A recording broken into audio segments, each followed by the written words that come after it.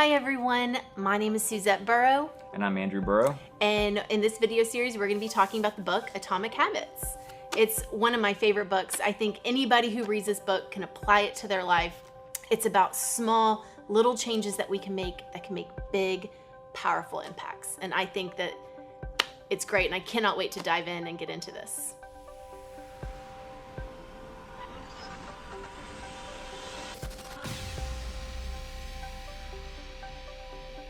He starts off this book by getting 1% better. Correct. And Yeah. I actually love how James articulates things and puts things into context. And I love the story he talks about the British cycling team and how Very cool they story. broke down every single thing that they did. Yeah. And they call it tiny margins of improvement in everything that they do. The whole principle came from the idea that if you broke down everything you could think of that goes into riding a bike and then improve it by 1%, you'll get a significant increase when you put all of that stuff together. Absolutely. Yeah. Yeah, I think that's a great point. And that's what we at CAG are doing, right? We have these leadership groups. We have these mentor-mentee relationships. We have these posts that we're sending out. And when COVID's not around, we have like Actual meetings that we Yeah. can go to and to get that 1% better. And 1% seems very insignificant in that moment, but over time, compound interest, right? It's going to pay off in the long run. Yeah, no doubt. And I think, far too often, most of us are looking for these big, massive changes to make big gains, and that's not the case. When you look back, 1, 2, 5, 10 years, then you can actually see that little small change made a big difference.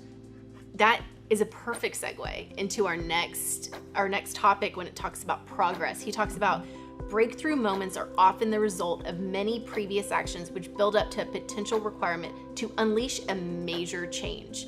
And he gives a really cool example. Do you remember the ice cube example? Yeah, without a doubt. So imagine you're sitting in a room. It's really cold, right? It's 25 degrees, and they slowly increase the temperature. 25, 26, 27, 28, 29, 30, 31. Nothing happens to the ice cube. It's still frozen.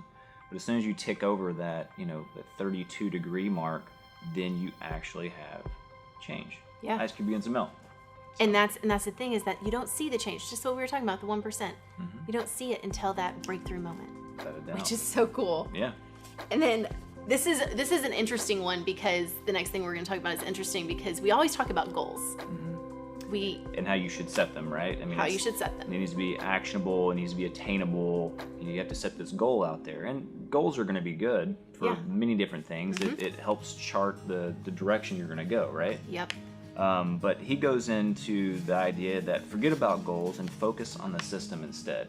Right. It's the system. And he talks about 4 problems that come up when you're focusing on goals. Problem 1 is winners and losers have the same goal, which is absolutely true. Yeah, every Olympian wants to win the gold medal, right? The only difference is one person does win, the other person loses. Yes. So, yeah. And it's those systematic small changes that make the difference between the winner and loser. Yeah, and it just goes into success. Being successful or unsuccessful is in that small little difference, because they do share the same goal throughout. So I think he's getting into the idea that yes, goals are good, but focusing on the process and the journey is going to be much more important. So. And then, problem 2, achieving a goal is only a momentary change. If your goal is to be a marathon runner, you can achieve that goal and run a marathon, but then what? It's momentary. Goals restrict your happiness. If and then scenarios. If I get there, then I'll be happy. So why not be happy? Yeah, and I love what he says here too. He says, happiness was always something for my future self to enjoy. Powerful. Yeah. It's powerful because we can be happy in the journey. We can be happy doing, the small things, Fall the in small love with changes. the process, right? Falling in love with the process and the system. And then the 4th problem is goals are at odds with long-term progress. And just like what we said, like once you achieve that goal, then what? Or do you stop running? The answer is no. You should be a runner for life and just keep doing it. Yeah, long-term thinking is a goalless thinking. It's not about any single accomplishment, like winning running a marathon or actually finishing it. It's about the cycle of endless refinement and continuous improvement. Absolutely. Yep. Yeah. And then it gets into how habits shape our identity. And one of the best examples in this book that I took away from is the smoking example that he gave. So if somebody who was a smoker gets offered a cigarette, the person can either say, no thanks, I'm trying to quit, or they can say, no thanks, I'm not a smoker. The second is they're not identifying as a smoker, which is it's going to be way more likely for them to achieve their goal. Yeah, we far too often we sabotage ourselves in the process of setting a goal by the way that we just, arbitrarily say things like that. I mean, it's a really small difference in what that person said. No thanks, I'm trying to quit versus I'm not a smoker. They're identifying with one versus the other. Right. The goal is not to read a book, it's to become a reader. It's not to run a marathon, it's to become a runner. Correct. It's to change the identity of what you see yourself as. Yep, you have to become that type of person. Yeah. Right. The more pride you have in a particular aspect of your identity, the more motivated you will be to maintain that identity. There you go. Yeah. So. Absolutely. So then he gets into this 2-step process to change your identity, and it's really simple. It's decide the type of person you want to be, then prove it to yourself. Yeah, every day. And small wins. Yeah, small wins make the difference. Sorry. That is what I was going to say. Yeah, it's like each time you write a page, you're a writer. Each time you practice the violin, you're a musician.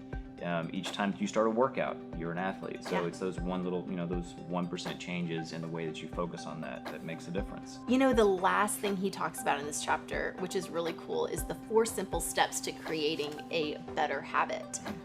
It's the cue, the craving, the response, and the reward. And one of the great examples he gave is your phone, right?